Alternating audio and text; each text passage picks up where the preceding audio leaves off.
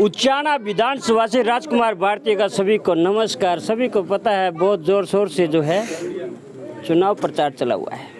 कोई भी व्यक्ति, कोई भी पार्टी, कोई भी प्रत्याशी चुप नहीं बैठा है। लेकिन एक खासियत मैं आप लोगों को उचाना विधानसभा की बताना चाहूँगा। वास्तव में एक फौजी निडर होता है, वास्तव में फौजी निडर होता है। शेर की तरह बंदा अकेला चल है, ना किसी का फालतू खर्चा करवाना, ना खुद का करना।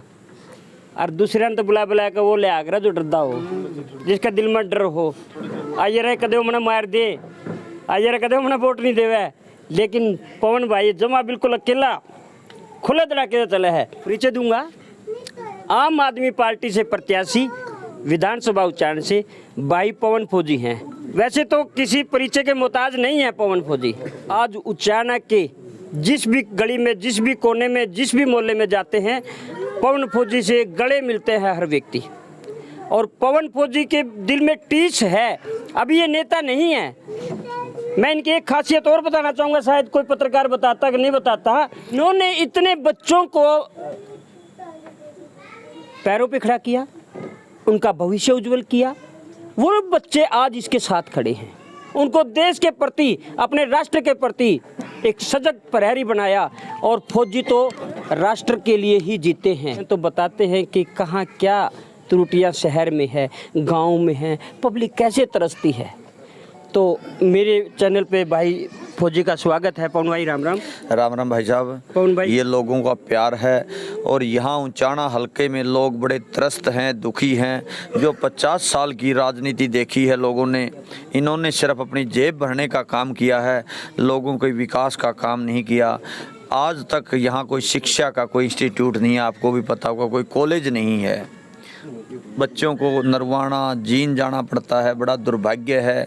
लोगों ने अपने निजी कॉलेज तो बना लिए लेकिन सरकारी कॉलेज नहीं बनाया, सरकारी कॉलेज नहीं बनाया। उसके बाद स्टेडियम नहीं है। यहाँ जो बच्चे खिलाड़ी तैयार होते हैं, इंटरनेशनल लेवल पर जाना चाहते हैं जो बच्चे, वो हमारे बच्चे यहाँ तैयारी नहीं कर पाते, उनको बाहर जाना पड़ता है। और यहाँ अमूमन मीडियम परिवार रहते हैं। मीडियम परिवार बाहर का खर्चा नहीं झेल पाते। अगर यहाँ स्टेडियम हो तो यहाँ हमारे बच्चे भी ओलंपिक में जा सकते हैं। ये भी बड़ा दुर्भाग्य है, क्योंकि इन लोगों ने तो 5 साल वोट तो ले लिए, लोगों को 3 महीने पहले दिखते हैं, पौने 5 साल तो दिखते नहीं। चंडीगढ़ और दिल्ली में बैठ जाते हैं, बड़ी बड़ी कोठियों में, एसियों में बैठकर हमारी किस्मतों का फैसला करते हैं। तो साथी बहुत से काम ऐसे हैं उचाना के अंदर, चाहे बस स्टैंड की बात हो, चाहे सीवरेज व्यवस्था की हो, वाटर सप्लाई और सीवरेज का पानी मिलकर लोग पी रहे हैं गंदा पानी। लेकिन आप पी नहीं सकते। मैं रोकना चाहूँगा फौजी साहब, यहाँ तो लोगों को तो दिखता ही नहीं ये चीज़ें। दिखती है, अभी दिखने लगी। लोग तो कहते ही नहीं। अगर ऐसा कुछ होता तो लोग विरोध करते, क्योंकि आज फिर उन्हीं लोगों को जाफी पा रहे हैं। वो कुछ एक लोग हैं जो पिछले अंग्रेजों के टाइम में उसको क्या बोलते थे, पिट्ठू। वो पिट्ठू हैं उनके, वो पिट्ठू हैं। बाकी जो आम जनता है वो उनसे बड़ी दुखी है। वो उनसे किसी न किसी का प्रलोभन देकर खड़ा तो कर लेते हैं, लेकिन उसको वोट में तब्दील नहीं कर पाएंगे। लोग वोट नहीं देंगे अब की बार, आपको मैं बताना चाहता हूँ। दुष्यंत चौटाला को वोट दे दिए थे, यहाँ से लोगों को एक चेहरा दिखाई दे रहा था, एक देवी लाल का रूप दिखाई दे रहा था, वो तो निकल गया लोगों का। अब दुष्यंत रात को आ सकता है किसी के घर, दिन में तो गाँव में जा नहीं सकता। रात को तो आप भी आ रहे हो। मैं तो दिन रात आता हूँ, फौजी आदमी हूँ। रात को 12 बजे भी आऊँगा, दिन में 1 बजे भी आऊँगा, क्योंकि मैं किसी प्रकार का भ्रष्टाचार में सम्मिलित नहीं हूँ। मतलब दिन रात भागा दौड़ी कर रहे हैं आप, क्योंकि ये चुनाव का टाइम है। फौजी साहब एक बताओ, आप गांव में भी घूम रहे हैं, शहर में भी घूम रहे हैं, क्योंकि आपका बड़ा शहर तो है नहीं, एक मंडी है, छोटी सी है, पूरे उचाना विधानसभा क्षेत्र में एक छोटी सी मंडी है। इस उचाना मंडी की जो दयनीय स्थिति है, आप यहाँ के लोकल हैं, बाहर से आके इलेक्शन नहीं लड़ रहे। समझ गया। चलो बाहर वाले को तो लोग गाड़ी देते हैं, उनके क्या मतलब है, आया गया, आया राम गया राम। आप तो यहाँ के, क्या टीस है आपको उचाना को देख करके? या जो मंडी की हालत आप बता रहे हो, या बनाई किसने? मैं आपसे पूछना चाहता हूँ। आम जनता ने तो वोट दे दिए, लेकिन इन राजघरानों ने बनाई है ये। इन्होंने तो देखा ही नहीं यहाँ के मंडी में इनका मतलब क्या पड़ता है। ये तो धान की फसल बेचते नहीं, कपास बेचते नहीं, इनके तो है ही नहीं कुछ भी। ये तो माल बटोरते हैं ऑस्ट्रेलिया और मैं फार्म हाउस खरीदना है, इन्ना मंडी का काम किया है बता। तो फिर विरोध क्यों नहीं किया? विरोध कर रही है, अभी समय आ गया है। समय होता है किसी चीज का अंत होता है। जब पानी नाक से ऊपर चला जाए नहीं, जब डूबने लग जाए व्यक्ति, अभी ऊंचाना हल्के को डूबने वाली स्थिति हो गई है, लोगों को देखने लग गया विकास। रोहन भाई एक छोटी बात तो मैं कहूँगा, देखो जो आपके मन की बात थी बेशक है मैं डिलीट कर दूंगा उस बात को। नहीं डिलीट क्यों करना बताओ। ये जो फ्री का जो बांट रहे हैं ना हर पार्टी, मैं आपकी बात नहीं कह रहा, बता। हर पार्टी फ्री का, क्या ये उचित है लोगों के लिए? बिल्कुल ये फ्री की नहीं है, ये लोग टैक्स दे रहे हैं, हमारा टैक्स का पैसा है।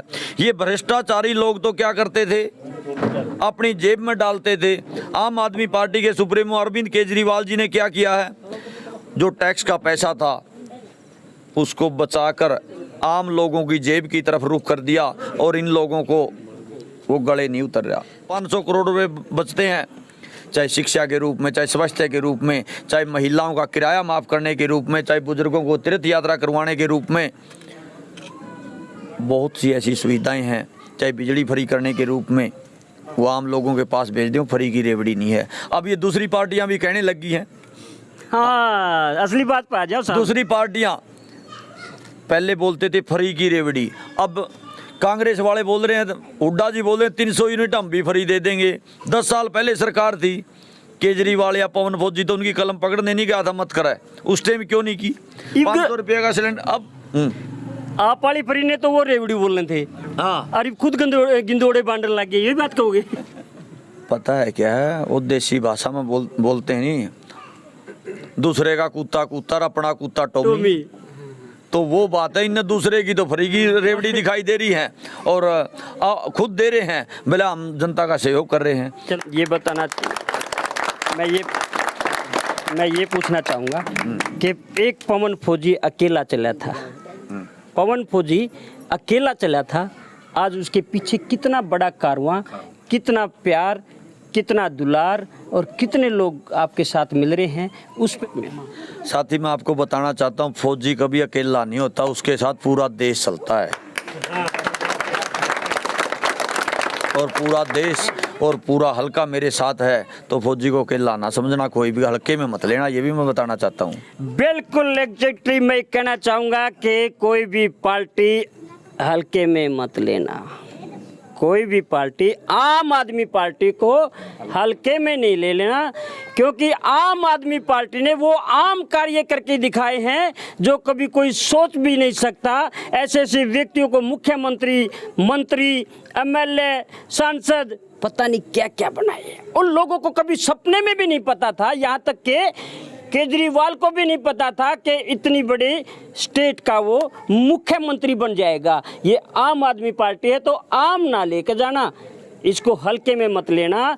विधानसभा उचाना से पवन फौजी जो प्रत्याशी है, ये है इनका कहना। तो राजकुमार भारती को दे अब इजाजत, नमस्कार। जय